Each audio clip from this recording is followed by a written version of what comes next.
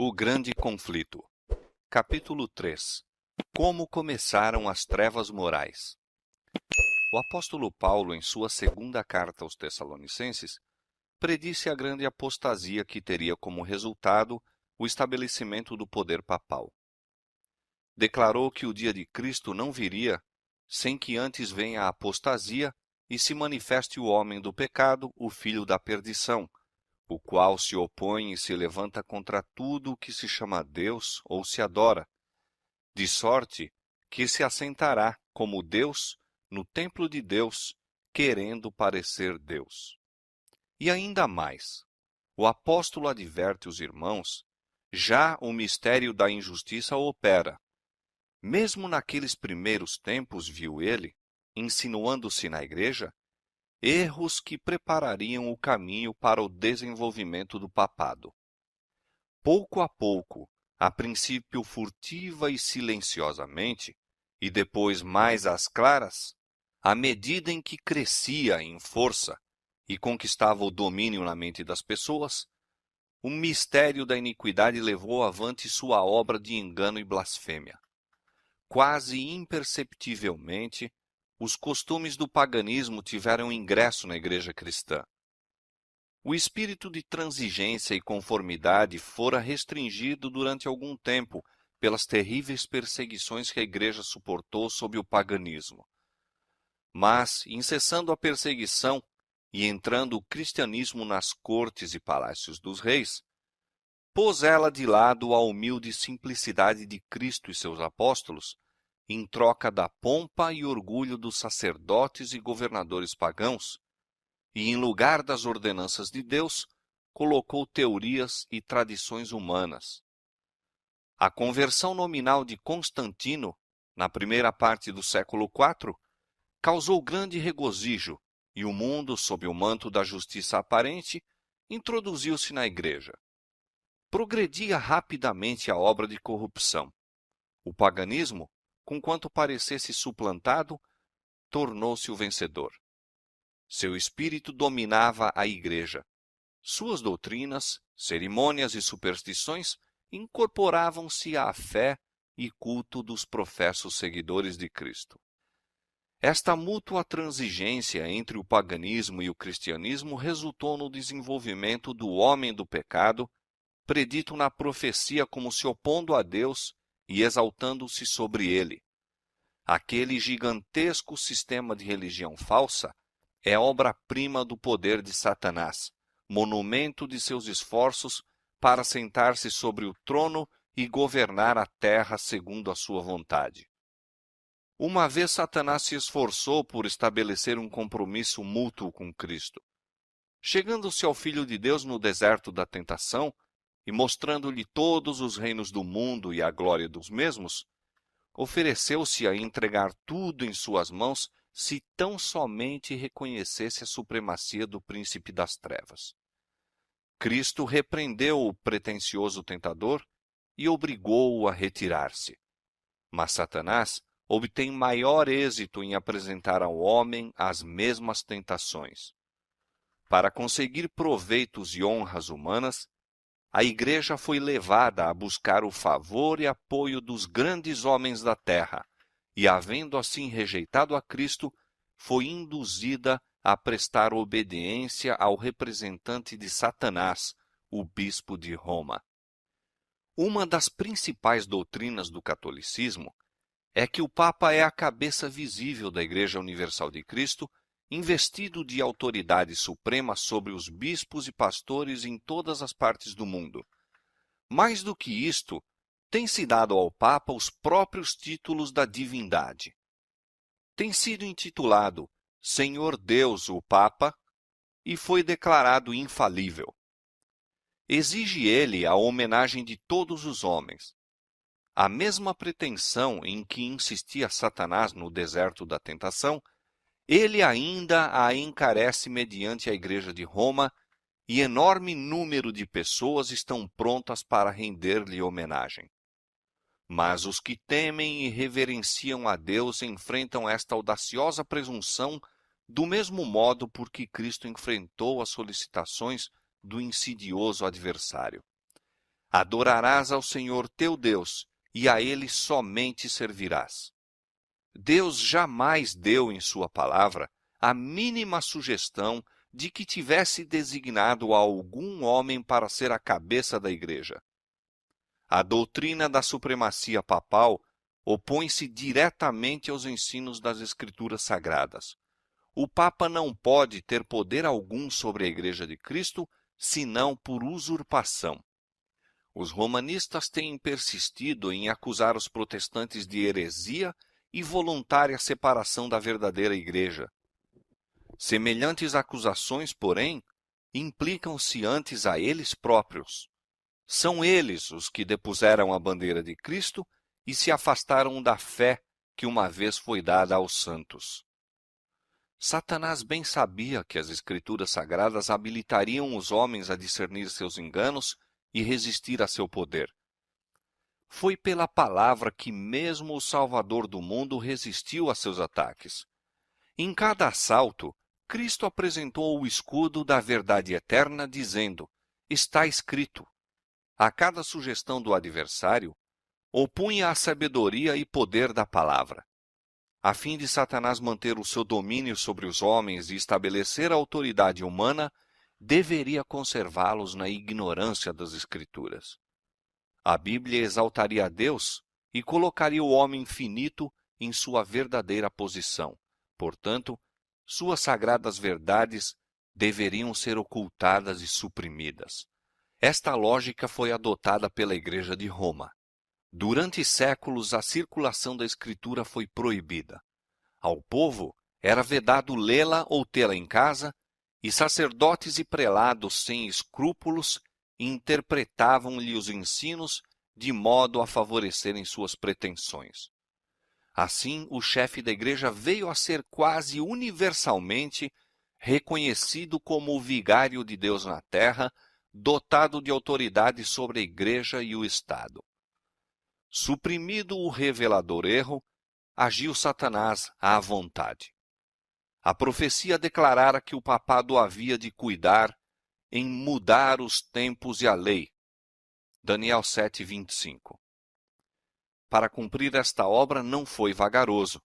A fim de proporcionar aos conversos do paganismo uma substituição à adoração de ídolos e promover assim sua aceitação nominal do cristianismo, foi gradualmente introduzida no culto cristão a adoração das imagens e relíquias. O decreto de um concílio geral estabeleceu, por fim, este sistema de idolatria. Para completar a obra sacrílega, Roma pretendeu eliminar da lei de Deus o segundo mandamento, que proíbe o culto das imagens, e dividir o 10º mandamento a fim de conservar o número deles. Este espírito de concessão ao paganismo abriu caminho para desrespeito ainda maior da autoridade do céu. Satanás, operando por meio de não consagrados dirigentes da igreja, intrometeu-se também com o 4º mandamento e tentou pôr de lado o antigo sábado, o dia que Deus tinha abençoado e santificado, e exaltando em seu lugar a festa observada pelos pagãos como o venerável dia do sol. Esta mudança não foi, a princípio, tentada abertamente. Nos primeiros séculos, o verdadeiro sábado foi guardado por todos os cristãos. Eram estes ciosos da honra de Deus e, crendo que sua lei é imutável, zelosamente preservavam a santidade de seus preceitos. Mas, com grande argúcia, Satanás operava mediante seus agentes para efetuar seu objetivo. Para que a atenção do povo pudesse ser chamada para o domingo, foi feito deste uma festividade em honra da ressurreição de Cristo. Atos religiosos eram nele realizados. Era, porém, considerado como um dia de recreio, sendo o sábado ainda observado como dia santificado. A fim de preparar o caminho para a obra que intentava cumprir, Satanás induzira os judeus, antes do advento de Cristo, a sobrecarregarem o sábado com as mais rigorosas imposições, tornando sua observância um fardo. Agora, tirando vantagem da falsa luz sob a qual ele assim fizera com que fosse considerado, lançou o desdém sobre o sábado como instituição judaica. Enquanto os cristãos geralmente continuavam a observar o domingo como festividade prazenteira, ele os levou, a fim de mostrarem seu ódio ao judaísmo, a fazer do sábado dia de jejum, de tristeza e pesar. Na primeira parte do século IV, o imperador Constantino promulgou um decreto fazendo do domingo uma festividade pública em todo o Império Romano. O dia do sol era venerado por seus súditos pagãos e honrado pelos cristãos. Era política do imperador unir os interesses em conflito do paganismo e cristianismo.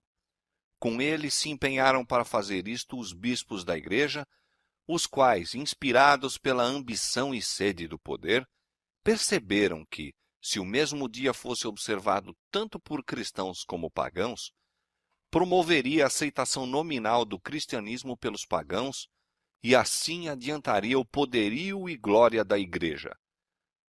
Mas, conquanto muitos cristãos tementes a Deus fossem gradualmente levados a considerar o domingo como possuindo certo grau de santidade, ainda mantinham o verdadeiro sábado como o dia santo do Senhor e observavam-no em obediência ao quarto mandamento. O arqui-enganador não havia terminado a sua obra. Estava decidido a congregar o mundo cristão sob sua bandeira e exercer o poder por intermédio de seu vigário, o orgulhoso pontífice que pretendia ser o representante de Cristo.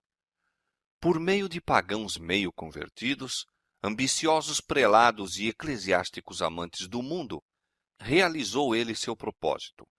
Celebravam-se de tempos em tempos vastos concílios aos quais do mundo todo concorriam os dignitários da igreja. Em quase todos os concílios, o sábado que Deus havia instituído era rebaixado um pouco mais, enquanto o domingo era em idêntica proporção exaltado. Destarte, a festividade pagã veio finalmente a ser honrada como instituição divina, ao mesmo tempo em que se declarava ser o sábado bíblico relíquia do judaísmo, amaldiçoando-se seus observadores. O grande apóstata conseguira exaltar-se contra tudo o que se chama Deus ou se adora. Ousara mudar o único preceito da lei divina que inequivocamente indica a toda a humanidade o Deus verdadeiro e vivo. No quarto mandamento, Deus é revelado como o Criador do céu e da terra, e por isso se distingue de todos os falsos deuses. Foi para a memória da obra da criação que o sétimo dia foi santificado como o dia de repouso para o homem. Destinava-se a conservar o Deus vivo, sempre diante da mente humana, como a fonte de todo ser e objeto de reverência e culto. Satanás esforça-se por desviar os homens de sua aliança para com Deus e de prestarem obediência à sua lei. Dirige seus esforços, portanto, especialmente contra o mandamento que aponta a Deus como o Criador. Os protestantes hoje insistem em que a ressurreição de Cristo no domingo fê-lo o sábado cristão. Não existe, porém, evidência escriturística para isto. Nenhuma honra semelhante foi conferida ao dia por Cristo ou seus apóstolos. A observância do domingo como instituição cristã teve origem no mistério da injustiça, que já no tempo de Paulo começara a sua obra. Onde e quando adotou o Senhor este filho do papado? Que razão poderosa se poderá dar para uma mudança que as Escrituras não sancionam? No século VI, tornou-se o papado firmemente estabelecido. Fixou-se a sede de seu poderio na capital imperial e declarou-se ser o bispo de Roma a cabeça de toda a igreja. O paganismo cedera lugar ao papado. O dragão dera à besta o seu poder e o seu trono e grande poderio. Apocalipse 13:2. E começaram então os 1260 anos da opressão papal, preditos nas profecias de Daniel, capítulo 7, 25, e Apocalipse, capítulo 13, versos 5 a 7. os cristãos foram obrigados a optar entre renunciar sua integridade e aceitar as cerimônias de culto papais, ou passar a vida nas masmorras, sofrer a morte pelo instrumento de tortura, pela fogueira ou pela machadinha do verdugo. Cumpriam-se as palavras de Jesus, e até pelos pais e irmãos e parentes e amigos sereis entregues, e matarão alguns de vós, e de todos sereis odiados por causa do meu nome. Desencadeou-se a perseguição sobre os fiéis com maior fúria do que nunca, e o mundo se tornou um vasto campo de batalha. Durante séculos, a Igreja de Cristo encontrou refúgio no isolamento e obscuridade. Assim diz o profeta: a mulher fugiu para o deserto, onde já tinha lugar preparado por Deus para que ali fosse alimentada durante 1260 dias. Apocalipse 12, verso 6. O acesso da Igreja de Roma ao poder assinalou o início da escura Idade Média. Aumentando seu poderio, mais se adensavam as trevas. De Cristo, o verdadeiro fundamento, transferiu-se a fé para o Papa de Roma. Em vez de confiar no Filho de Deus para o perdão dos pecados e para a salvação eterna, o povo olhava para o Papa e para os sacerdotes e prelados a quem alegava autoridade. Ensinava-se de ser o Papa seu mediador terrestre e que ninguém poderia aproximar-se de Deus senão por seu intermédio. E mais ainda, que ele ficava para eles em lugar de Deus e deveria, portanto, ser implicitamente obedecido. Esquivar-se de suas disposições era motivo suficiente para se infligir a mais severa punição ao corpo e alma dos delinquentes. Assim, a mente do povo desviava-se de Deus para homens falíveis e cruéis, e mais ainda, para o próprio príncipe das trevas, que por meio deles exercia o seu poder. O pecado se disfarçava sob o manto de santidade. Quando as Escrituras são suprimidas e o homem vem a considerar-se supremo, só podemos esperar fraudes, engano e aviltante iniquidade.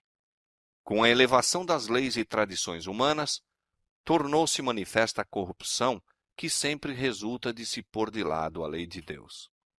Dias de perigo foram aqueles para a Igreja de Cristo. Os fiéis porta-estandartes eram, na verdade, poucos. Posto que a verdade não fosse deixada sem testemunhas, parecia por vezes que o erro e a superstição prevaleceriam completamente e a verdadeira religião seria banida da terra. Perdeu-se de vista o Evangelho, mas multiplicaram-se as formas de religião e o povo foi sobrecarregado de severas exigências. Ensinava-se-lhes não somente a considerar o Papa como seu mediador, mas a confiar em suas próprias obras para expiação do pecado.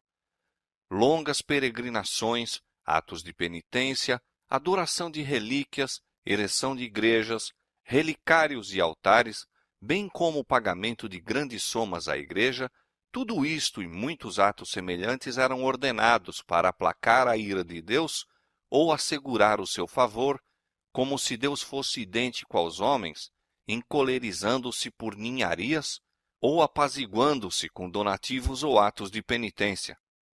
Apesar de que prevalecesse o vício, mesmo entre os chefes da Igreja de Roma, sua influência parecia aumentar constantemente. Mais ou menos ao findar do século VIII, os romanistas começaram a sustentar que nas primeiras épocas da Igreja, os bispos de Roma tinham possuído o mesmo poder espiritual que assumiam agora.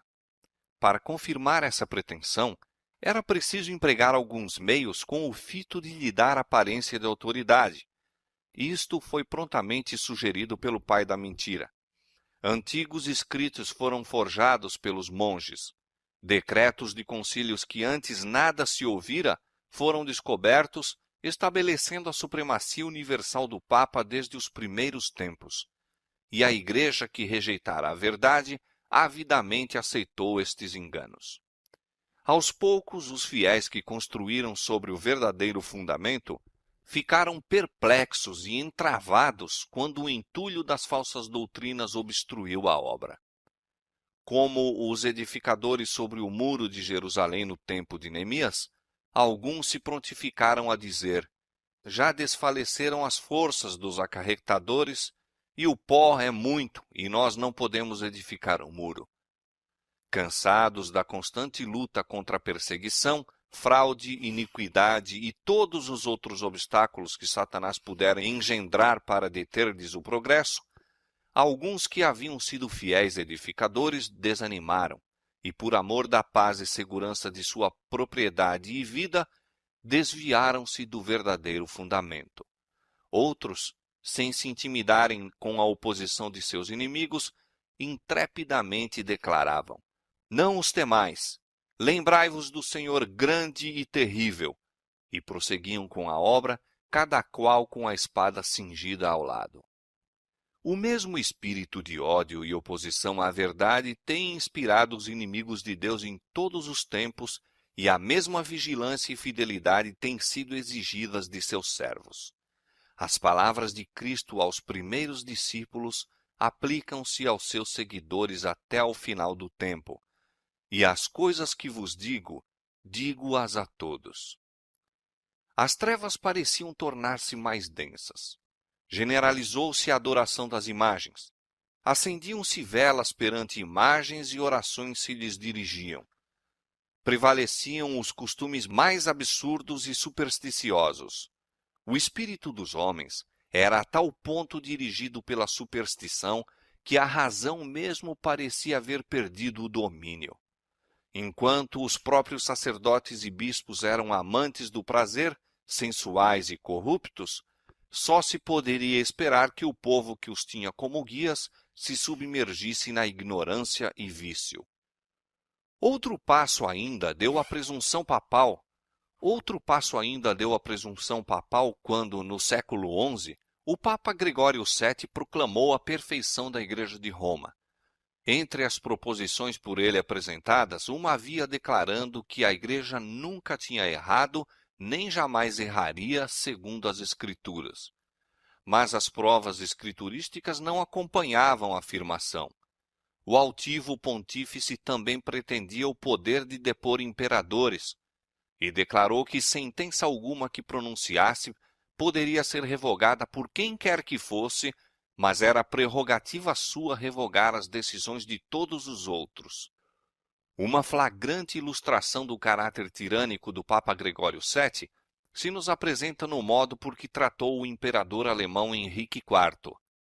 Por haver intentado desprezar a autoridade do Papa, declarou-o este excomungado e destronado. Aterrorizado pela deserção e ameaças de seus próprios príncipes, que por mandado do Papa eram incentivados na rebelião contra ele, Henrique pressentiu a necessidade de fazer as pazes com Roma. Em companhia da esposa e de um servo fiel, atravessou os Alpes em pleno inverno, a fim de humilhar-se perante o Papa. Chegando ao castelo para onde Gregório se retirara, foi conduzido, sem seus guardas, a um pátio externo e ali, no rigoroso frio do inverno, com a cabeça descoberta, descalço e miseravelmente vestido, esperou a permissão do Papa a fim de ir à sua presença.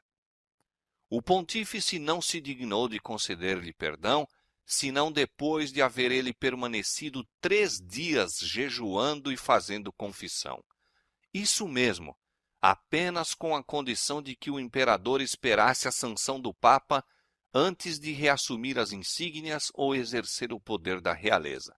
E Gregório, envaidecido com seu triunfo, jactava-se de que era seu dever abater o orgulho dos reis. Quão notável é o contraste entre o orgulho deste altivo pontífice e a mansidão e suavidade de Cristo, que representa a si mesmo à porta do coração a rogar que seja ali admitido, a fim de poder entrar para levar perdão e paz, e que ensinou a seus discípulos: qualquer que entre vós quiser ser o primeiro, seja vosso servo. Os séculos que se seguiram testemunharam aumento constante de erros nas doutrinas emanadas de Roma. Mesmo antes do estabelecimento do papado, os ensinos dos filósofos pagãos haviam recebido atenção e exercido influência na Igreja. Muitos que se diziam conversos ainda se apegavam aos dogmas de sua filosofia pagã e não somente continuaram no estudo desta, mas encareciam-no a outros como o meio de estenderem sua influência entre os pagãos. Erros graves foram assim introduzidos na fé cristã. Destaca-se, entre outros, o da crença na imortalidade natural do homem e sua consciência na morte. Esta doutrina lançou o fundamento sobre o qual Roma estabeleceu a invocação dos santos e a adoração da Virgem Maria. Disto também proveio a heresia do tormento eterno para os que morrem impenitentes, a qual logo de início se incorporara à fé papal. Achava-se então preparado o caminho para a introdução de ainda outra invenção do paganismo, a que Roma intitulou purgatório e empregou para amedrontar as multidões crédulas e supersticiosas. Com esta heresia, afirma-se a existência de um lugar de tormento no qual as almas dos que não merecem condenação eterna devem sofrer castigo por seus pecados e do qual, quando libertas da impureza, são admitidas no céu. Ainda uma outra invencionice era necessária para habilitar Roma a aproveitar-se dos temores e vícios de seus adeptos. Esta foi suprida pela doutrina das indulgências. Completa remissão dos pecados, passados, presentes e futuros, e livramento de todas as dores e penas em que os pecados importam, eram prometidos a todos os que se alistassem nas guerras do pontífice para estender seu domínio temporal, castigar seus inimigos e exterminar os que ousassem negar-lhe a supremacia espiritual. Ensinava-se também ao povo que, pelo pagamento de dinheiro à Igreja, poderia livrar-se do pecado e igualmente libertar as almas de seus amigos falecidos que tivessem condenados às chamas atormentadoras. Por esses meios, Roma abarrotou os cofres e sustentou a magnificência, o luxo e os vícios dos pretensos representantes daquele que não tinha onde reclinar a cabeça. A ordenança escriturística na ceia do Senhor fora suplantada pelo idolátrico sacrifício da missa. Sacerdotes papais pretendiam, mediante esse disfarce destituído de sentido, converter o simples pão e vinho no verdadeiro corpo e sangue de Cristo. Com blasfema presunção pretendiam abertamente o poder de criar em Deus, o Criador de todas as coisas.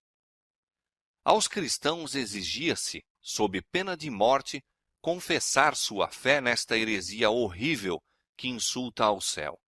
Multidões que a isto se recusaram foram entregues às chamas. No século XIII foi estabelecido a mais terrível de todas as armadilhas do papado, a Inquisição. O príncipe das trevas trabalhava com os dirigentes da hierarquia papal. Em seus concílios secretos, Satanás e seus anjos dirigiam a mente de homens maus, enquanto, invisível entre eles, estava um anjo de Deus, fazendo o tremendo relatório de seus iníquos decretos e escrevendo a história de ações por demais horrorosas para serem desvendadas ao olhar humano.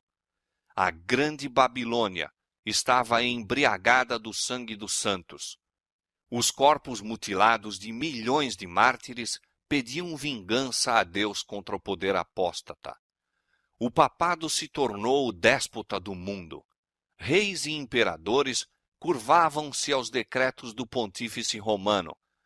O destino dos homens, tanto temporal como eterno, parecia estar sob seu domínio.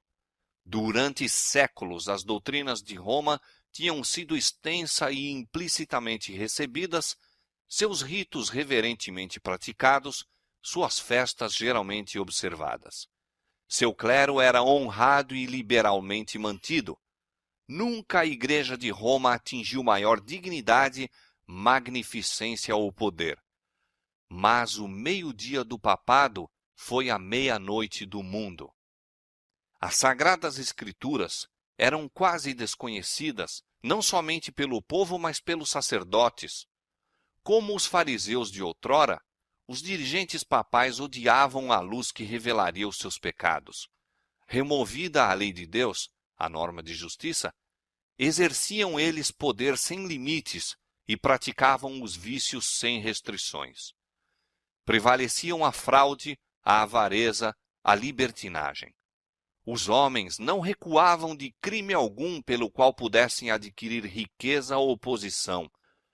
Os palácios dos papas e prelados eram cenários da mais vil devassidão.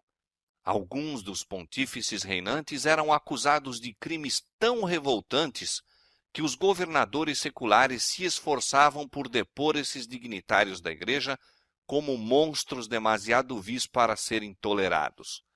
Durante séculos, a Europa não fez progresso no saber, nas artes ou na civilização. Uma paralisia moral e intelectual caíra sobre a cristandade. A condição do mundo sob o poder romano apresentava o cumprimento terrível e surpreendente das palavras do profeta Oséias.